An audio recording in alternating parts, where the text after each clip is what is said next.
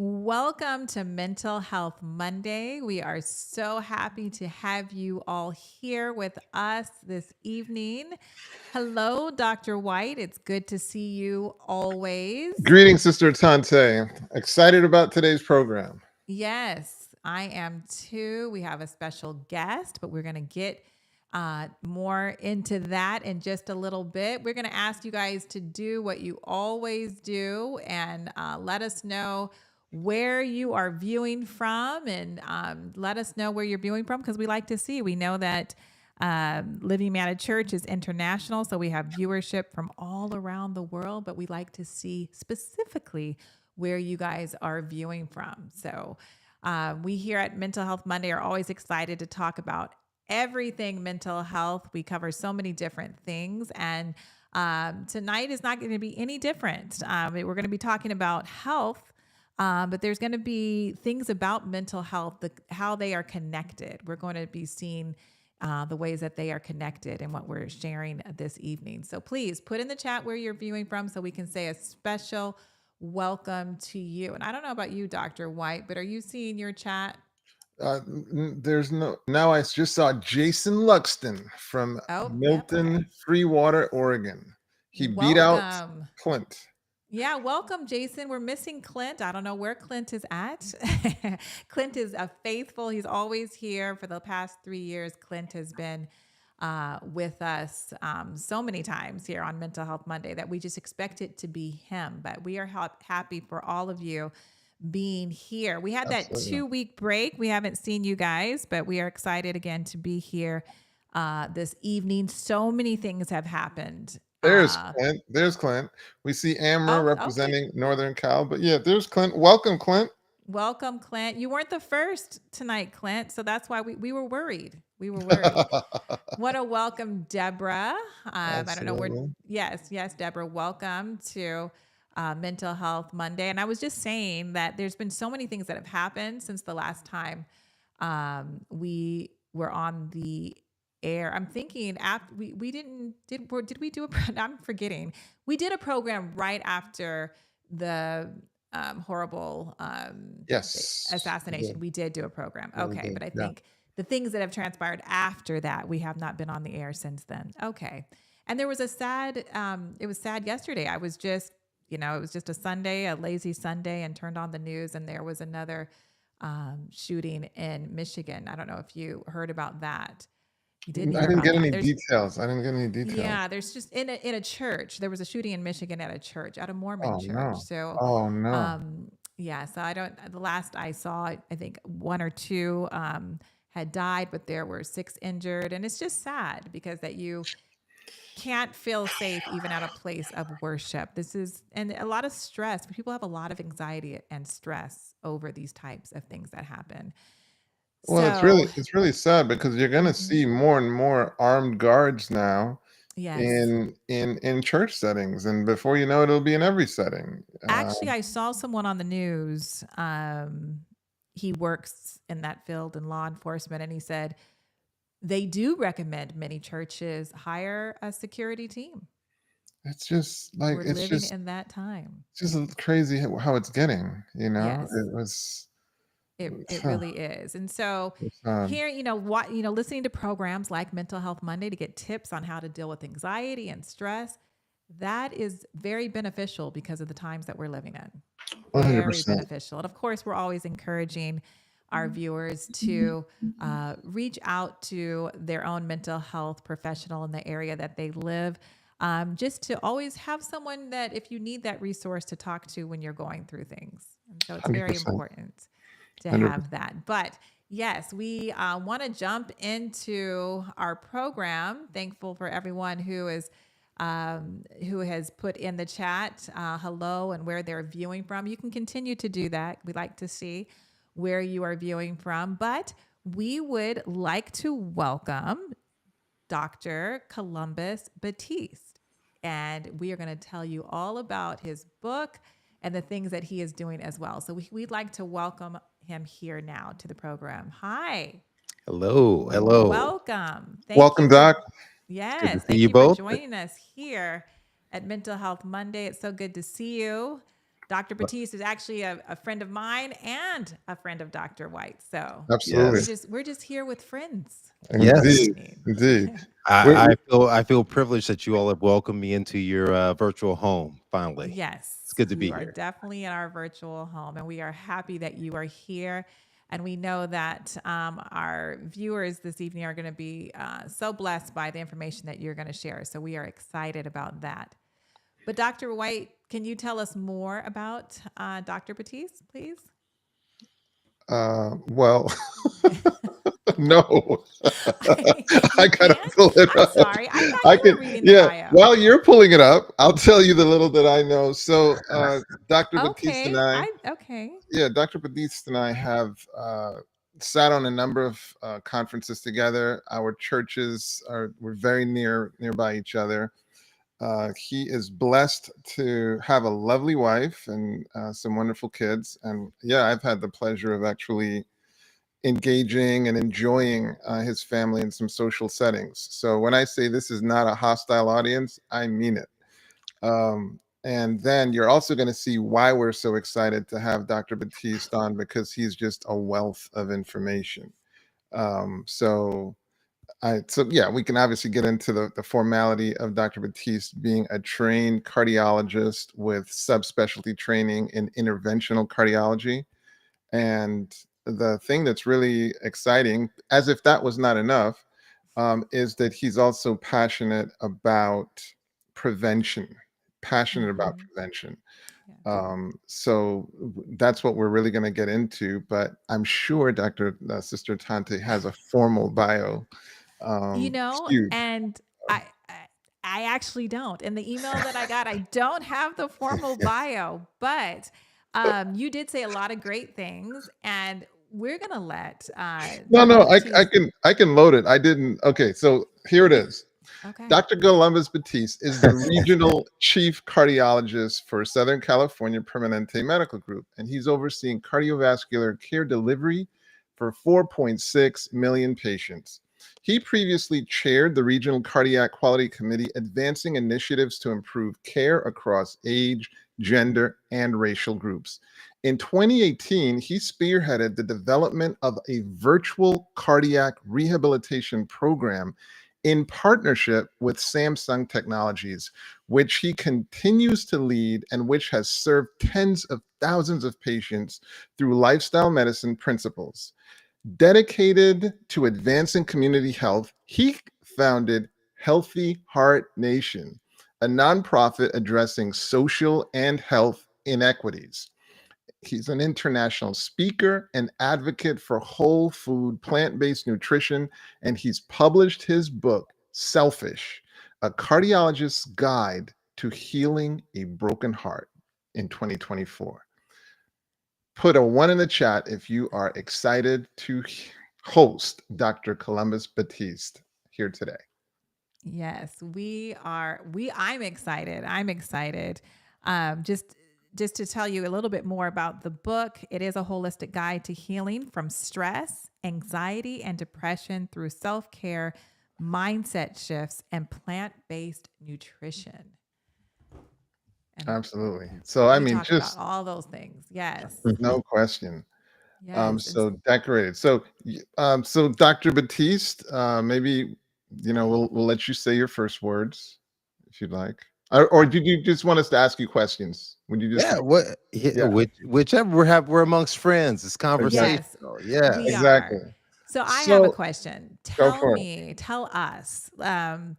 So when somebody sees the word selfish, they think, okay, how is that? That's not good. That can't be good for your mental health, for relationships, for your physical health. So tell us how you came up with the book Selfish, and what does that really mean?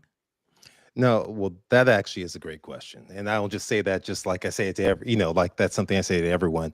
So I've been in practice nearly 20 years. And so taking care of a lot of patients. And part of my discussions I've had with patients, it would lead me down a pathway of addressing different aspects of their needs. So I went into Mm, cardiology thinking I was just going to be straight, narrow, dealing with the heart. And I realized that everything is interconnected. mm, And so I'll never forget watching. I'm a huge sports fan. And so I was watching Michael Jordan, and he was giving his acceptance speech into the Hall of Fame or somewhere thereabouts. And he said, you know what? In order to be successful, you have to be selfish Mercy. or else Mm. you'll never succeed. And I remember stopping like, what is he talking about? You And he sure kind of Kobe talked. didn't say that? Michael said Nah, that? It was Michael. The Kobe's little goat. Michael The anyway. goat. Kobe Okay. follows Michael, right? They're cut from the same Mhm. rug, and they have the Mhm. same affliction. And so Yeah. he said, you know what? You have to be selfish or else you'll never succeed. I remember stopping and pausing, and it was almost like a movie, A Beautiful Mind, with Russell Crowe, and where he was dealing with a lot of psychiatric issues. I think he had schizophrenia. And in this movie, it kind of showed like the numbers, he was his genius would just kind of come into place. And it Mhm. was weird. It was almost as if the letters of selfish took hold in terms of the pillars of care, which is Mhm. spiritual, exercise, love, food, intimacy, Mhm. sleep, and humor. And these were all the components of things that over the years that I would talk to patients about. And beyond the aspects of really just the traditional medications and procedures. And I would always kind of for years just tell patients, okay, listen, what's the last thing you did for yourself? Mm. And they would pause, they look at me and I say, I don't want to hear about for the kids. I don't want to hear about for the Mm. spouse. I don't want to hear about for your Mhm. job, for you. We Powerful. would Mhm. talk about things like, tell me the last time you laughed, and they would pause. I Yeah. said, tell me the last time you had a good laugh. And so we Oh, would have these conversations, and these were all of the foundational pieces that I Mhm. started really researching these things that I just seem common sense, I would say. And it just uncovered this entire world of power, untapped power of how each of these pillars can really impact a person's mental health, but not just that, their physical health, and more Mhm. specifically, their heart health. Mhm. powerful. Yeah, Powerful. as you're talking, it's just making me think of what I share with a lot of my clients and making sure that they are doing self-care, especially parents, Yes. mothers who are just always taking care of their children. They actually, actually getting them to take some time to do some self-care for themselves, pour into themselves.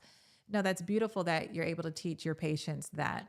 Dr. White, did you want to follow up with a question? Yeah, I mean, I'm just in admiration of how psychologically minded you are, Mm-hmm. Dr. Batiste. And it might have been in an interview where you talked about your experience providing care for your father Mhm. and how you kind of reflected on traditional medical education and its limits and feeling as if I've got to do more, and that playing an important part in your journey. Can you comment on that? Yeah, we all have an origin story, right? There's things that we come to a fork in the road in our lives for different aspects. It could be relationships, it could be our careers, it could be different things that lead us down a pathway that we didn't think we were going to go down. So when I went into medicine with a specific goal to become the best interventional cardiologist I could, right? And I Mm, remember telling individuals when I joined my first practice, I said the answer and solution to ending cardiovascular care, we need to build procedures that can stop this disease, and we have Mm-hmm. them available. And the pathway of seeing my dad succumb to a chronic illness, a chronic preventable illness, an illness that doesn't have to happen, was one that was eye-opening. At that time, I was triple board certified. I was chief of the local department there, and I could do nothing at all to really stop that progression. And I'll tell you with the mental stress and the strain at that same time, and I talk about this in the book, is that my dad loved to get dressed up, whether it was for church or for business meetings. And he had his shoes shined. He taught me how to shine my shoes. And so, because of the ill effects of diabetes, he developed a foot drop. And so, which means that his nerves were impacted by his diabetes. And so they no longer worked. So he couldn't flex his foot up, which mercy, means he would be prone towards tripping. So he had to have a brace, which meant that he couldn't wear his shoes any longer. mercy. So, as a big time cardiologist, I found a place back in the day that made his favorite Stacy Adams shoes that would fit into the foot brace, therefore. And so he was like a kid in the candy store. He was so happy, dressed up with his shiny shoes on and had this suit. But little did he know, and I know, that as a result of the pressure from wearing that, it caused a foot ulcer. That Wow. foot ulcer then progressed and became infected, and my Wow. dad never walked again. And so, and he subsequently passed away years later as a result of a multitude of aspects. And so I felt a tremendous level of guilt with that. That was I the one who drove this? So not only did I not stop it, but did I somehow play a role? And so that was a dark time, in terms of really trying to deal with that of self guilt and doubt and all of those things. And as I began to search and I talk about this, it was only because of the seeds of resiliency that my parents they planted in me as a child, that I was able to kind of come out of that darkness and see what God had. And so, you know, it wasn't surprising to me that as a result, I began to search a lot of different aspects of what did I miss? What else could we have done? What else could I have done? Did I not pay attention? Do I need to pay more closer attention to my patients? Were there things that outside that can happen? Because we understand that health happens, about 20% of health occurs inside the doctor's office and hospitals. 80% occurs outside, or what the estimates are. And so what could have been done to encourage my dad outside of medicine, his nutrition, the other components, for someone who knew about what to eat well, but keep him on that straight and narrow? And that began the process of me researching. Mm. That began the process of me going to Barnes, starting off simple, like everyone else. I went to Barnes and Nobles. I didn't even go to like PubMed The and literature. lit searches like that. I went to like simple places. And then then as that progressed, I started going into PubMed. I started going in and I stumbled on books that were impactful that then led me back to a path that perhaps I was trained in unbeknownst to myself years ago as a child. And so that really began to build, and I've always had curiosity about how things work. And so I started learning about the mechanism of action, of how food, of how our mindset, of how spirituality, of how our forgiveness, about how the intimacy of relationships, of precisely what happens in the body that can transform your health, both mental and physical health. So, I mean, that's a long-winded answer to kind of say that full circle That involving. was beautiful. Mm-hmm. That's beautiful. Mm-hmm. You know the question that's jumping off the page right now, Dr. Batiste, what's the last selfish thing you did for yourself? Oh, I'll tell you, the last selfish day I think I did for myself was yesterday was my birthday. And I went Good. and I spent 45 minutes in the infrared sauna, which I can talk to you about all the health benefits of that. Good. That's Then I awesome. had a 90-minute massage and I That's selfish. That's what Yeah. I'm talking yes, and then I completely just took time, moments of gratitude in terms of being grateful for the past year, all the blessings, all the challenges, all the Yeah. successes, to reflect on those things and to call those out as well. And so I did those things in terms of the components of selfish, which are important. I exercise too as well. I laughed a little bit. So all the things that I talk about in the book, actually, I was able to participate in during yesterday's period of time. Happy birthday, Doc. Happy Yes. Appreciate birthday. that. Happy Appreciate birthday. that. That's wonderful. I love the things that you did. The infrared sauna is amazing. It's Yes. amazing. Amazing. We do have a question. One of the viewers has a question. Clint Ives is asking, is there such a thing as healthy obsessive drive towards goals?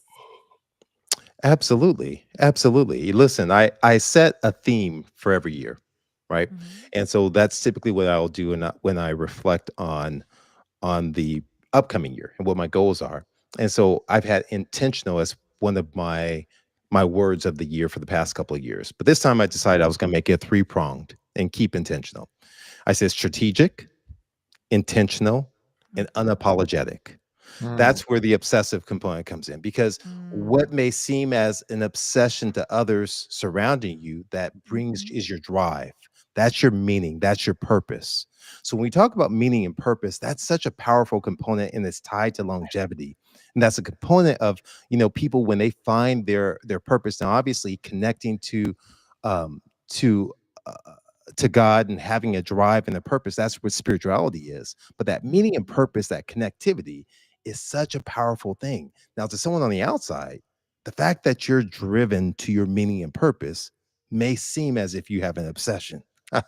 And that's where being unapologetic as you're on this journey to achieve your best self becomes important. Because guess what ends up happening? That when others want to have cake and ice cream, they want to go for a pizza party, and you're like, you know what? I'm going to be intentional in my efforts. I'm going to be selfish. That really doesn't. I'm going to be unapologetically selfish because my goals are X, Y, and Z for towards my health. I don't care that others around me may look at me like, why aren't you having this? Why aren't you doing it? That guess what? I need my rest. That I guess I'm gonna have to be selfish in that moment, and I'm going to get my rest. That there takes a level of dedication, that you see that this interplay plays a role. So I do believe that there is a healthy obsession towards your goals. Well said. Well said. When do you suppose selfish would be a bad thing? Well, I think anytime that and so now I'm a as I always like to joke with my admin, my not assistants, but my partners in leadership. I said, I'm gonna get outside my lane a little bit here. So when I get outside my lane a little bit into Dr. Whyte's realm and Atonte's realm, whenever someone we all have a little component of everything, I believe. Right. There's a little bit, I have a little bit of obsessive component. Did I lock that door? Let me go back and check that door real quick. A little type A, a little bit of all these little small components to get depressed a little. I describe being depressed a little bit for a period of time. It's when it takes over your life, when it's persistent. Yes. Right. That's when it becomes problematic, is when it becomes persistent. And now, despite other things, now it turns into being a level of harm, either to yourself or to others. And I think there is a fine line with all those things in terms of, because one of the components of true selfish, is the eye for intimacy. And intimacy is not necessarily in the physical form, although it does include that. It's really the relationships, the positive relationships. And when you're engaging in positive relationships, that can be supportive, they can be rewarding, they can be uplifting, they can be nurturing. Sometimes you have to give a little bit to maintain those relationships, right? You have to give a little bit in that sort of compromise sort of state. And if you're completely self-absorbed, you can't give a little bit for the relationships. Well said. Well said. I forgot where, and I'm going to butcher the quote, but it was like, maybe I made it up. Who knows? It was like, if you want, so actually it was Pastor Randy Roberts, and he was talking about how what you focus on, like if like we are on a journey to meet an old man. In the case of Atonte, it's an old woman. And when we encounter that person, what will they be like? And will they be happy? And if we focus on ourselves, that man or woman is not going to be a happy person, and they're going to be a pretty small person. And if we made others our focus, then that person would be a large and happy person, so to speak. I mean, and I'm just balancing it with what you're saying. So Absolutely. So I wholeheartedly agree with you that that balancing it is where we're going to get that richness. Yes. And my question basically kind of summarized Deborah's question, which was, what methods should we apply so you do not lose yourself in self-centeredness while still taking care of yourself? So I feel like you answered that. Is that fair? Yeah, absolutely. But I mean, I think the first letter, first pillar of spiritual, I mean, if we term biblically and we say, seek ye first the kingdom of God and all these things will be added to you, there are mindset that determines our direction, that determines our focus. So if our focus starts there, everything else follows in line, right? And that's going to help guide us as we set our purpose. That will evolve. It's going to shift. It's going to change. And it becomes like a domino, right? So if I think of it in those terms, and I start off with spirituality in that context, and I move to exercise, and everyone thinks exercise only as, okay, I'm gonna get in there and do my Peloton. I'm doing my chin ups, whatever it is, my Taibo, if you go back to the 80s. But if we exercise belief, faith. Mercy. All Mhm. Mercy. right. So I mean, the studies are powerful when you look at the power of exercising belief in that faith and what begins to transform it. And wonderful work has been done out of Stanford. Dr. Aaliyah Crum has done phenomenal work, kind of looking at the impact, even when you tell individuals that, guess what, housekeepers inside of a hotel, that what you're doing is exercise that will cause you to lose weight. Changing nothing else, number of steps didn't change. All of a sudden, they lost more weight than the people who didn't Mm. believe it. They told Yes. people, okay, listen, you're drinking this smoothie, but this one is high, rich in fat. All of a sudden, what begins to happen in terms of the body composition based on Mm. the mind, Mercy. Mm. and when Power. we compare our medications, and we all you understand this, if you Placebo. prescribe or you take anything, Placebo. we compare it to placebo, which means an Mm. inorganic substance is inert, has no biological activity, which means we're comparing it to your mind, Mm. and you have to beat out the mind for it to get approved. But the one thing we're losing in that is I have to also believe in that medication that Yeah. has some Yes. biological activity. So that belief component plays a role. So now you move from spirituality, saying your purpose, and that's there, you're exercising faith and belief. Now you move to the expression of love, because Mhm. love is no longer, it's not just a noun, it's a verb. And so as you move to that in forgiveness, in Mhm. gratitude, in volunteering or altruistic efforts, now the connectivity starts to take shape, and it takes hold, and you're moving through that. Then you move to, hopefully you're having communal food eatings, and we're going to skip over food and come back to that later time. Then you go into the Mhm. eye of intimacy of relationships. You're building relationships, because now guess what, you have your purpose, you have your belief, you're expressing that belief through your actions, and now these Mhm. relationships are being formed, and you're able to rest and then get joy and humor in life. So Right. it's all interconnected. It's beautiful. Yes. We have another Beautiful. question. This is from Luetta. I hope I said your name correctly, but she's asking, what do we do with esteem others above yourself, which is a biblical principle when you're talking about being selfish. And I'd like to take a stab at it, and then I Yeah. want you, Dr. Batiste, too, as well.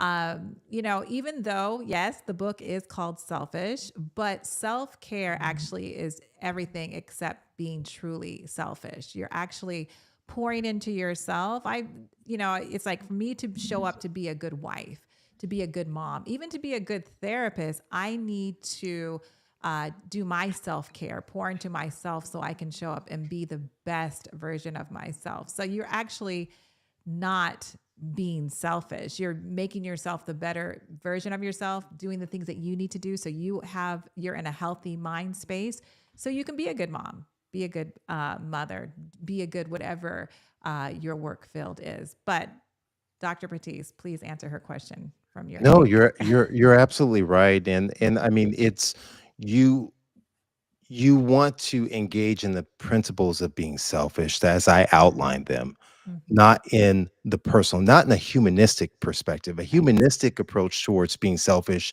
is it's mine, as if you're a petulant child.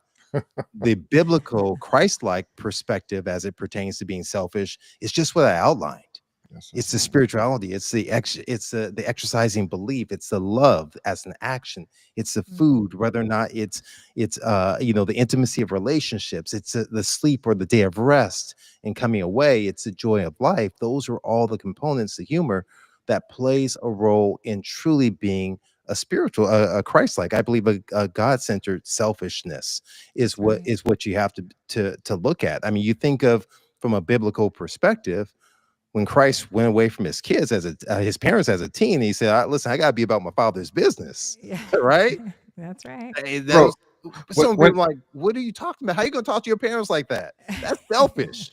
when Yeah, he he said was being Christ had selfish. kids, when he said Christ had kids, I almost fell out of my chair, man. No, no, no. When When he was Christ with his was a parents like child. that, yeah. When he was a kid, a child. Yeah.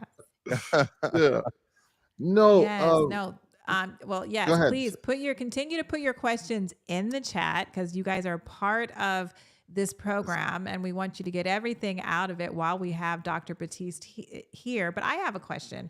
Um, so tell us on how being selfish, like with your diet, like what the things that you eat and how does that affect your heart Yeah. So, I since you're a mean, cardiologist?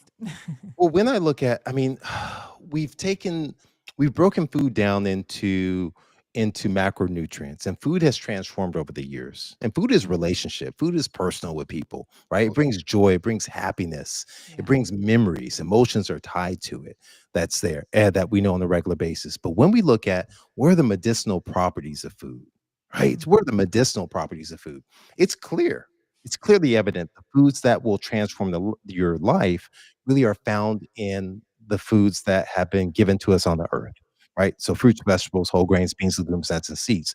There is zero doubt about it. So when I break that down and we start going through from a standpoint from your health, whether it's mental health or physical health, and we walk through those principles and we look at what is the power of vegetables. Well, we'll take power of like green leafy vegetables, for instance, right? Popeye Mhm. was right when he talked about the muscles growing and eating the spinach, but we know that it releases something called dietary nitrates that your body will, as you chew, you begin to transform. And all of a sudden, what begins to happen is your vessels will dilate because it interacts with the lining of the vessel called the endothelium that leads to Mm, what we call vasodilatation. That's mm, powerful. We also understand that it's fiber that's contained inside of not just the vegetables, but inside the whole grains. right. This fiber, what it does, it acts like a sponge. It soaks up something called bile acids. Bile acids are like Mm, detergents that your body uses to break down the fats that you eat. And so mm, when it absorbs the bile acids and secretes it, the bile acids are made of cholesterol. So your body has to pull in more cholesterol out the system, mm. which lowers your total cholesterol, Yes. decreases the likelihood of plaque formation or heart attacks happen. But it doesn't just stop there. Now, these foods, what they begin to do is that they feed what's called your gut microbiome, right? Mhm. So, what many people don't understand, and if you told me this when I was a kid, I would have completely lost it. I would have to go see Dr. White. That you're actually more bacterial DNA than you are human DNA. mercy. You're more bacterial DNA and viral DNA than you are human DNA. And what that means, you have this whole network that's living and breathing inside of you. And everything we do either feeds the good guys or it feeds the bad guys. That's what I used to Mhm. tell my kids when they were small. Mhm. And so, what studies have shown is that as we feed the good guys, with fiber rich foods, all of a sudden they break this down to something called short chain fatty acids. We know that it's going to release serotonin. We know that it's going to decrease the inflammation. We know that it's going to empower your body to decrease cancer. There's so much Mhm. power that's there that is latent at your fingertips from it. But it doesn't stop there. My Mhm. favorite fruit of all, it's become this way since I've been an adult and started studying this stuff, are berries. And Mm. berries are so important. And so here's the Mhm. reason why. When you think, I mentioned Michael Jordan, but let's think of any celebrity. What do most celebrities have with them? Who's around them when they're Trainers. walking down the Their street? Oh, trainers. bodyguards. Oh, Bodyguards. yes. They Yeah, got yeah. their bodyguards with them. They're not going out there. What's the other thing we know about celebrities? You kind of know them by one name. You don't have Mm. to be like, well, Columbus who? Batiste, Batiste, but you're not trying, you know him by name, you know him by one name, right? Kobe. You Yeah. say Kobe, right? MJ. Steph, You're gonna go one name they LeBron. know him by. Well, the celebrities of the food, you know them by one name, one ingredient: blueberries, strawberries, Mm. raspberries, Yeah. beans, greens, rice, singular names. And they carry with them bodyguards called antioxidants. Yes, So, sir. what we have to understand is that our body is constantly under attack by something called free radicals.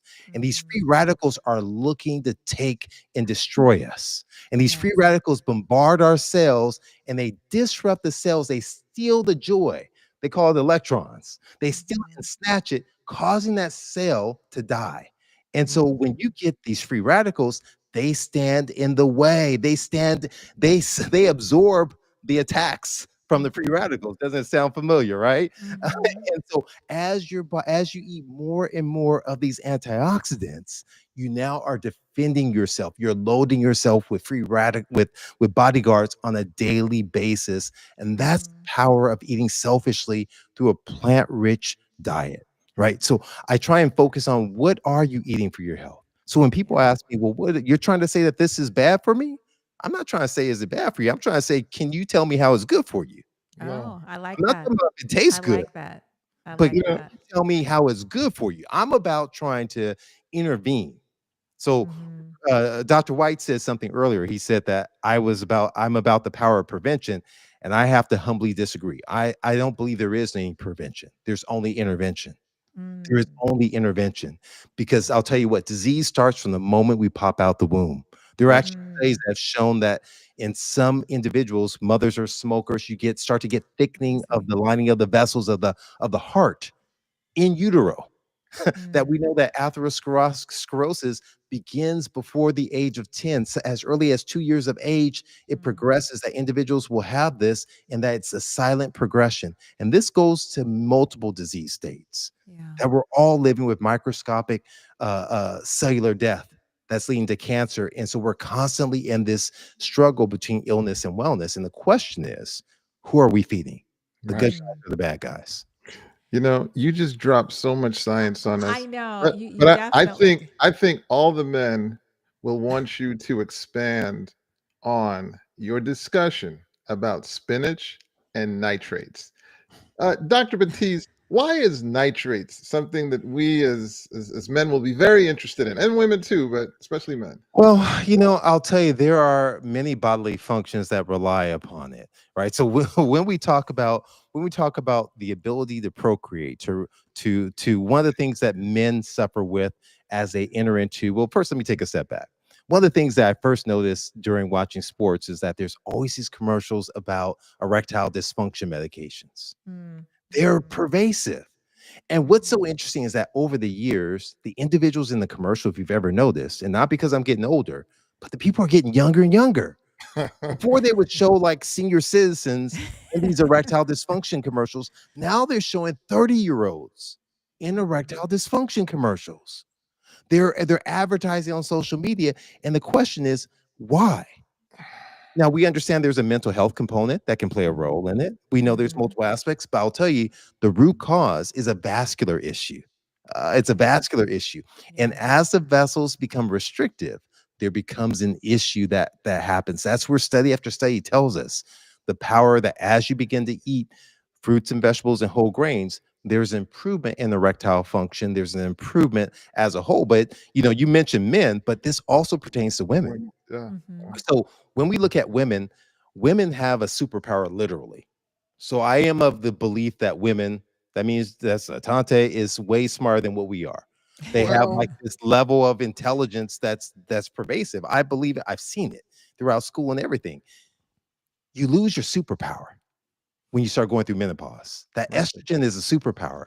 Now all of a sudden, as that estrogen begins to drop, all of a sudden you start becoming subject to all of the ills that men do, the visceral fat. We start seeing the Mhm. cholesterol being shifting. The endothelium becomes impacted because of low estrogen. So we know the power of the principles of selfish that really can help restore, and as an avenue to help women as they enter this perimenopausal and menopausal state to regain their power and their Mhm. vitality as much as possible. And we see the benefits of it, and that's been demonstrated. Lower rates of hot flashes, lower rates of occurrence of diabetes, and Mhm. of heart attacks when you engage in eating a whole food plant-based diet, when you engage in the components of selfish that I've kind of mentioned already. Well, there's So many men in the chat who are thanking you for sharing that information. So they so appreciate it. Okay, we appreciate it too. so But something else you said when you were just dropping all those scientific facts. You were talking about healthy microbiome, and that's where I know that 95% of serotonin is produced in the gut. So you need to have the healthy Yes. bacteria. So you're saying a plant-based diet does that? That helps you with that? And Absolutely. It's a let me rephrase, but you go first. well, I just wanted to say, just so our viewers, I wanted to just say when we're talking about serotonin, this is one of the chemicals that help us to have like the happy hormone that makes us feel Yes. neurotransmitter. good, and so that's why it's so important for our mental health. But go ahead, Well, Dr. I was Batiste. just gonna say, a lot of things are labeled plant-based. I mean, if you really get at it, you're looking at foods that make you chew. That means they're Mhm. rich in fiber, and it's that fiber that does the magic. your soluble and insoluble fiber. So as you're having, if you, and what I mean by chew is think about, I remember back in the day, my dad would buy a bread called home fried bread. I don't know if they make it or not anymore. And this bread, it melts in your mouth, not in your hands. It just, you put it in there, you don't even have to chew it, it starts melting right away. And you juxtapose that with something called Ezekiel 949 bread. You're chewing for days when you're That's eating my that bread. bread. Yep, Yeah. you're chewing for days. Yeah. And why is that? Because it's rich in fiber. It's rich Yeah. in fiber. And that fiber is the stuff that makes a diverse microbiome. But hear me with this part. What studies have shown is that when you have a diverse microbiome, that your immunity is greater, your strength is greater, your ability to withstand disease is greater. We're greater collectively the more diverse we are. Now, you take that where you want on a national level or anywhere else, we're stronger the more diverse we are across the board. Powerful. Powerful. Wow. That is so powerful. I think we have another question. Does that also pertain to men going through is that And andropause at a younger andropause age now. at a younger age now? Thank you. You know, there's so many. One of the things that you're looking at, that's a great question. So what we're facing right now is we're facing like a world in which we're having lots of what are called endocrine disruptors that are there. And that may be from microplastics. It may be from the processing of foods. It could be the way in which we're cooking the foods. And so we're really under significant attacks as it relates to the way in which our modernized society lives. And that's myself included. And so one of the things that becomes important, listen, I want to tell you how significant it is. I wanted to have a plant. So I got this little shabby little Charlie Brown plant back here because I don't have a green thumb. And so I did not want to have a plastic plant behind me because of the microplastics that circulate. So I bought one that forces me to try and water it and put in some sunlight and everything of that sort. As you're exposed by water bottles, you're exposed by packaging, and we're exposed by processed foods, chemicals we can't pronounce, nothing we could ever make. These things all play a role. And so everything, and this is not to sound off the deep end. All right. You have to live and breathe and we're in this world. But if I'm able to, so what do? I just made simple substitutions in my home. I got rid of the plastic containers that I had. I got rid of some of the plastic cups and I bought glass. No big deal. Whatever else. But guess what? If I'm out and I'm thirsty and there's nothing else to drink and someone offers me a water bottle, I'm not saying no way I'm going to die of thirst and sit here. I drink the water bottle in that moment. Yes. But 90% of the time, I'm choosing not to do that. I'm Right. making efforts that are conscientious. I'm looking at the ingredients. I'm making every stride to reduce that effect from a hormonal standpoint. And that's full circle back to the question as in part, why are we seeing all of these shifts in our young adults?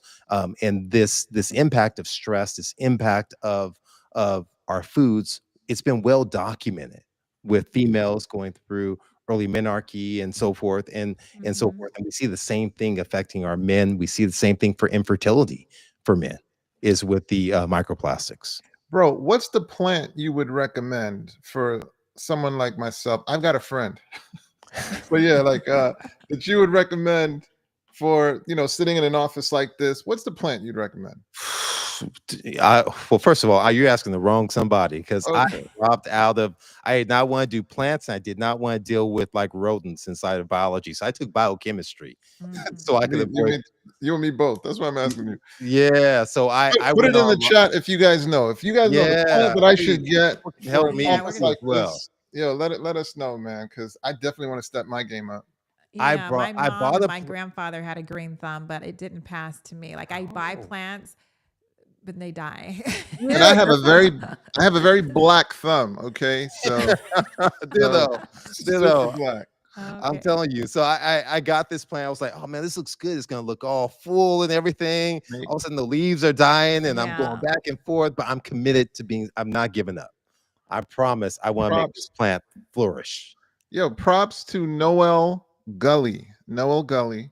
Snake Props plants. to you. They say snake plants are so good with cleaning the air. So that's your answer to your question. You gotta send her a t-shirt, Sister Tante. Say that again. You gotta send her a t-shirt. I gotta send her a t-shirt. Yes. Email her at info@livingmanna. What is it? Yes, yes, yes, yes. I also, we want Yeah. to, we're not done asking Dr. Batiste questions, but we just want to let you know where you can get the book Selfish. So we're going to put that, I think we're going to put that on the chat and put the link so that you will be able to get that. You can get it off of Amazon and you'll be able to go through the book on your time and take out all the amazing information. It's in the chat now, so please check that out. All the information that Dr. Batiste has in that book. Please, you have about 7 to 10 minutes to ask your questions. So please put in the chat if you have a question for Dr. Batiste. But this has been already such an amazing, insightful discussion. So, for those who are just wondering, well, you've been very clear with the science and that a Wait. plant-based. Could we have him talk about his conference that's Yes, we're about going to to do happen? that. We're definitely Okay. going to do All right. that. Gotcha. Gotcha. I just want to, ask for people who are wondering, who are just joining us for the first time and never have heard of, well, they've heard of a plant-based diet, but that it can be that impactful in their lives. You know, how what would you say, where should they start if they're just hearing this for the first time about a plant-based diet? Yeah. So is that start learning more or start to experiment and try it out? Both. Yeah. So one of the things that I would say is that I would choose if I'm just starting out. First of all, it's not as foreign as you think. When you think Mhm. of smoothies you might make at home, and you put your blueberries and a little bit of maybe you put a little vegetables inside there, a little bit of water or plant milk or so. That's a form of eating a plant-based meal that's there. A bowl Absolutely. and berries on it. And when you think of a Mhm. of a salad, now I didn't say ranch soup with a few pieces of lettuce. I mean actual robust amount of leaves and You different said different ranch things that soup. have a crunch factor, right? Mhm. But one of the best ways I love to do it and encourage folks is using the bowl method. And so if you think of any of your types of restaurants to say, what kind of rice do you want? What type of grain? Okay, what type of skip over the meat and say, what kind of bean do you want? What type of lettuce do you want? And go that route or potato bar or Italian bar. That becomes so easy. And it gives, especially for kids, because what it Mhm. does is it empowers them that they're getting to make a choice as it Right. relates to it, having soup, smoothies, and salads. So that's an aspect in terms of adopting it. In terms of learning more about it, there are numerous resources that you can look at. I would probably say the most exhaustive, a lot of the providers, the physicians, and educators out there, we all have our different style. But Mhm. one I would say, and I still support him, I recommend all the time is Michael Greger on Mm. nutritionfacts.org. Okay. That's an easy site. Now I'm gonna give it to you a little bit more kind of. I'm not gonna tell you you have to eat this, but I'm gonna give you the reasons why you want to eat it. And so you Right. can sign up for my newsletter on drbatiste.com. Dr. Greger has been at this for about 15 plus years. He's built up a Mhm. huge catalog, whether or not you're talking about mental health, if you're talking about heart disease, you're talking about rheumatologic disease, if you're saying, well, are eggs good or bad? Or, hey, can I have Mhm. this? And he just is giving you the science on what it says. And that can be very helpful as you're on this journey. And I think if you take a mindset and Mhm. don't focus so much on what you can't have, Right. but you flip it on what can you have. Just focus on what you can have. I'll never forget this young lady who I encountered. And so she was saying to me, well, Doc, what should I eat? I said, okay, I want you to start every meal with a large salad. I want you to do this, this, this, and this. And I'm gonna be too full to eat anything else. I just smiled at her. That's the Okay. point. Yes. I just smiled at her, you know? That's the point. There's another question, but before we go there, I want you to be able to promote your conference as well. And so if we could put that in the link and you talk about an upcoming conference that you have. Yeah. So I mean, it's basically what they call like IRL, I'm learning about in real life, you know? So we're bringing this right here Mhm. in real life. And Mhm. so one is understanding the power that you have at your fingertips and the things that you do in your daily basis in terms of the Mhm. food and offsetting disease. And we talk about that on day one. And we go through that with experts around the country. On day two, we're really looking at how to apply it in our communities, right? Because Mhm. no man's an island and we need to be able to help our neighbor out. There's a great analogy or story from like the turn of the 20th century that that fire stations used to be privatized. Mm. And so they quickly learned that, guess what? if my neighbor's house is burning and they don't have a fireman coming to help them, that's going to spread to me. And so we see that perhaps in our neighborhoods and the foods that are become available at the schools our kids are at and the foods that they're eating. And so we want to Mhm. enrich our communities. We want to empower people to understand that, guess what? We're not telling you you can't, but we're telling you you can. You have Mhm. a right to live healthfully. And that's what the Help Conference is about, is trying to establish a platform to go out into to communities that are at risk and really helping them to understand that, guess what? Your health, yes, you need to have insurance. Yes, you need to have take your Mhm. medications, but there's a Right. lot more that you can do on your own that can Mhm. empower your health. And that's what the Help Conference is about. That's excellent. That's awesome. It's So, if you awesome. want to know more about the Help Conference, the link is in the chat. So please go there and learn more about that. There's a question here, and if you well, let's see what you know about it. I don't know, but the question is from Brittany. She's saying, "What's the best place to start if wanting to learn about the red light therapy?" Oh, that's great. That's a great question. So there are some small pieces of information there. I'm not aware of a large aggregate. The problem when it comes to red light, so I just actually looked this up for an upcoming episode I'm creating about the infrared sauna, the red Mm-hmm. light. And so the Mm-hmm. red light is going to give you that warmth that's there and what it does in terms of your system and so forth. There's the largest studies are probably outside the US when we're looking in the Finnish and so Mm-hmm. forth. They've done a fair amount of research as it relates to it. There's not a large aggregate. You can start, to be honest with you, I would typically Google red light and research. Right? That's the first start that's there. I don't know of a great book, and that's a fault on my own. So when I've done it, I've gone inside of the medical literature. I've gone into PubMed, some other things when I pulled the data. So an easy way without telling you to go to PubMed, which is a kind of a scientist physician type of portal that's there, is I will Google red light and clinical research or Mm-hmm. outcomes. Those are simple Mm-hmm. search terms. There's Google Scholar, which may give you some of the articles and say, is this good? Is it bad? Now, if you're looking for more practical terms, then it's more of, okay, how do I apply it? And you want to, once again, I will put that inside of a Google Scholar because you want as close to scientific approach that's validated as much as possible. So for instance, when I was looking and reviewing my experience in red light, I saw that 30 to 45 minutes is about the length of time. I happen to do 45 minutes in that instance, but I actually saw that, well, I've only been doing it about once a month, but actually you probably get the greatest benefit a couple times a week. Well, Mm-hmm. I don't have the bandwidth to kind of do it that amount of time, but you're looking at, okay, what exactly are the benefits going to be? Well, in my case, I saw that it relaxes the endothelium, it lowers the blood pressure, that it helps stimulate the immune system too as well by that warmth and through a mechanism of action that's too complicated to get into right now. But you start to kind of learn about these things and you realize, okay, there is science. And so Mm-hmm. not everything that counts can be counted and not everything that Mm-hmm. can be counted counts. And we understand that. So we want to really make sure that we're looking at finding out first, does it cause harm? And we balance out, can this be beneficial without number one, cost, number two, adverse effects on me? And is there any level of validation? That's my approach towards anything, whether or not it's from your doctor or if it's Right. inside the community. Mhm. Mhm. Yes. No, thank you for that answer. I'm sure that, gave them some direction for red light therapy. I want to put the book back up where you can get it, Selfish from Dr. Batiste. So please let's put that in the link and we have time for one or two more questions. And so if you can get that in, want to say welcome. Somebody is saying greetings from Pakistan. So we want to say back to you, greetings. Thank you Greetings. for being here on our program this evening. But Quick yes, question.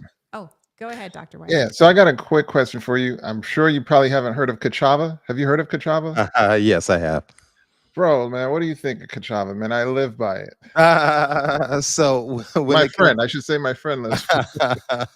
yeah, no, cassava, when I've read through the ingredients and so forth. So I think the one thing when it comes to all of the protein supplements, um, is that we have to, one is we probably consume more protein than we need to. Is number one, is what I would say across the board. I think though, when you're on the go, as you're a busy practitioner and you may not have time to sit down and have a full meal, having that access of something on the go and you want the cleanest ingredients as much as possible. So once again, first thing, Is it trusted? Is there any type of validation with it? Are any of the ingredients harmful? Then I'm looking at what is reported with it. So one of the things I'm looking at is I'm looking at what percent of the recommended daily allowance is it. Now, if it comes in at 2%, 1%, well, how much is it really adding? Now, that's not Kachava State. I know that theirs is pretty up, it's pretty high there, and Right. they have an assortment of different um, uh, quote unquote superfoods or thoughts, things of that nature. So it's that's my approach when it comes to protein. So, do I have protein supplements? I do. Do I take them on a regular basis? I don't. But I know, just being fully transparent with the audience, I believe in being transparent. When I'm in the cath lab and I'm busy doing cases and I'm running around and I don't have time to really stop like that, having something, so number one, I have some carbohydrate nutrients, but I don't have time to chew. I already told you it's the powers in chewing. Then that's an easy go-to for me to make sure I get it. But you want balance. And so I say that that's important. So there are studies that tell us it improves your satiety, so you're not so hungry and famished. But the only reason why I'm giving caution, Dr. Whyte, is because we live in a proteinaholic state. We're so focused on protein. And so I don't want someone to hear Kachava as a protein supplement and that I gotta get a protein supplement, right? And that they're taking like, you know, 2 grams per kilogram or 3 grams as if they're playing in the NFL or basketball or anything else like that. So that's the only caution. But I think everything I've read about Kachava specifically, it seems pretty solid. Right. It Yeah. I seems, mean, it's. I wouldn't even call it for me. It's not even a supplement. It replaces breakfast for me. Plus, yeah. I'll add some fruits. Yes. We gotta And do so that. now I eliminated all that frying because you told my wife throw away all our oil. So, so now no more frying, no more my patacones. But yeah. So but I love thank it. you for the feedback. Thank you for I the know feedback. I love it. Now you sprinkle some, you got your berries on there. I You toss sprinkle, in my blueberries. Yes. yeah, you get some flax seeds, some chia, get your omegas on there, and you cooking. You're cooking. Okay. Okay. That sounds very good, healthy and good. Since we're asking questions about what we do, I'm going to ask you. So I drink matcha. I drink matcha tea Mhm. and I typically don't put a sweetener in it. I mean, people can, but I don't put a sweetener in it. So, what are your takes on that? I mean, matcha's a green tea, and green tea is Mm-hmm. so rich in antioxidants, so powerful. Mm-hmm. There's so much evidence supporting the benefits of green tea, and so I see it as a plus Yes. in terms of the consumption of green tea. Period. You worried about caffeine at I all? think it's a plus too. It gives me very clean energy. We have one last question. What are your thoughts on fasting for days? 48. Are you asking 48 days, 72 days? Hours. Sorry. 48 hours, 72 hours, 100 hours. Okay, good. I'm glad it's hours and not days. So I think Or fasting is, intermittent fasting. yeah, that fasting is that's an ancient art that has been validated in studies that we know that is beneficial, right? And so the length of time that you fast may require you to have some physician supervision, the type of fasting that you do. There are Mm-hmm. many forms of it. So whether or not we talk about intermittent fasting or time restricted feeding, which most people are referencing, that's where you will only eat for a period of time of 6 hours or 8 hours. Well, that's Mm-hmm. natural, right? So you should stop eating at a certain period of time. And what's so powerful about it is that studies have shown you can eat the same identical thing Mm-hmm. in the morning versus the evening. Your body processes it completely different. Okay. Mm-hmm. And your metabolism will be shifted in terms of your blood glucose, the cholesterol absorption, everything of that sort. And so having the bulk of your meal early morning makes the most sense. Mm-hmm. The heavier meals and so forth, carbohydrate rich meals. Now, Mm-hmm. there was a study that brought up a lot of consternation about a year and a half ago. I forget exactly. That was referencing that, hey, maybe there were worse cardiovascular outcomes from people who fasted.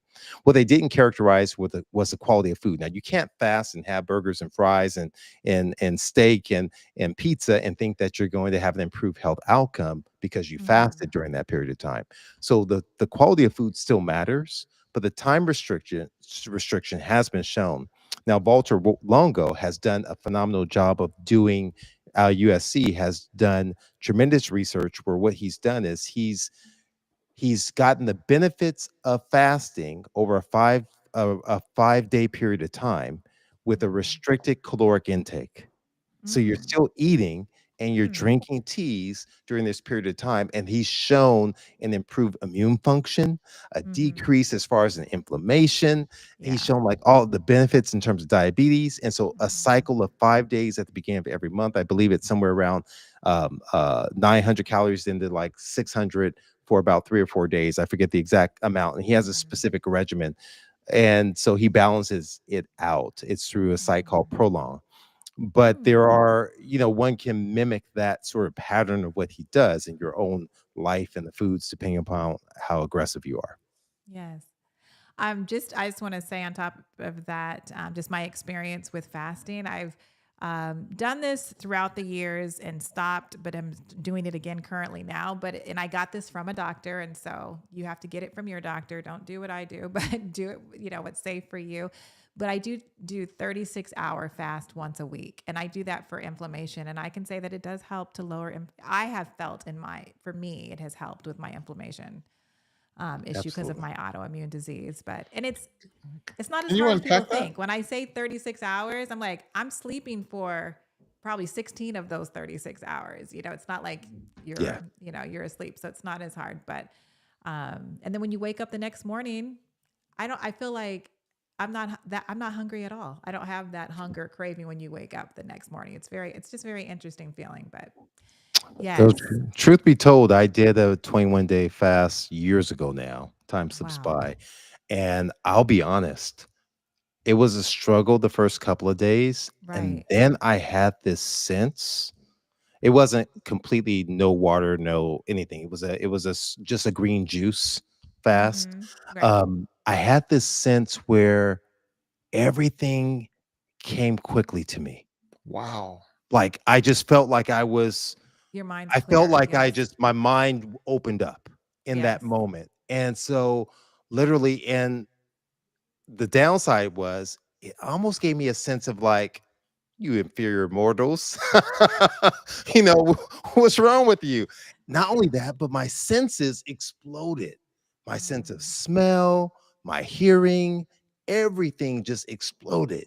And it mm. was amazing. And I've struggled to get back to doing that again. And I make all sorts of excuses. Number one, it's a lengthy period of time because of Yeah, that is. work or this, that, and the other. But I have restricted and gone essentially without any processed foods. And I have very minimal processed foods anyway, but I've Right. gone completely processed foods, and it's given me a similar type of feeling. So I think the one thing that it's telling us is science, personal experience. These are anecdotal experiences from Right. Atonte and myself, and Yeah. not scientific research. But there is a Right. plethora of scientific research which validates really what I described, what she's described, the process that happens in the body.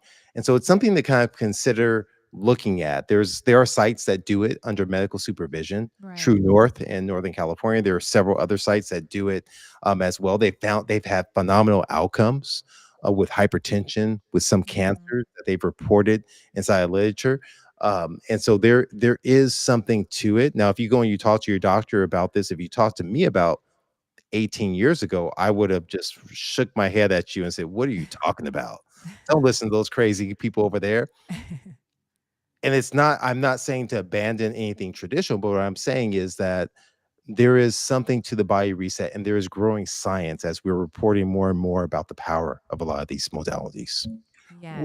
Well, when you're fasting, one of the things you're doing is you're not feeding precancerous cells. Absolutely. Yeah. This is why it's so powerful to eat a little less than what would fill you, is because you don't want all of your cells fed in a sense.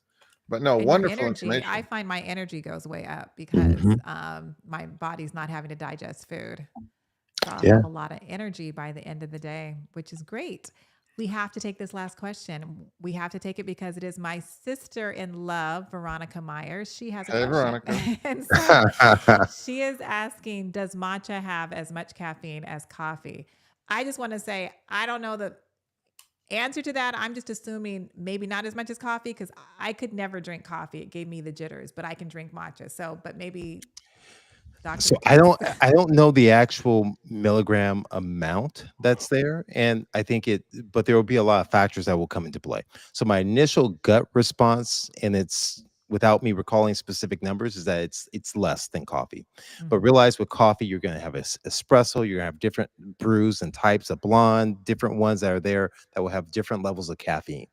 And so we know that there is a max amount of for caffeine that will cause harm. So here's the thing: studies so far, for the most part, and I don't want to speak out both sides of my mouth, have not really validated the harmful component of caffeine from coffee beans or from green Mhm. tea.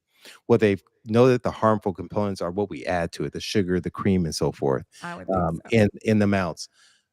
Now, on a practical level, that's not validated by research. I always like to separate this. I have not Mhm. found research to validate this.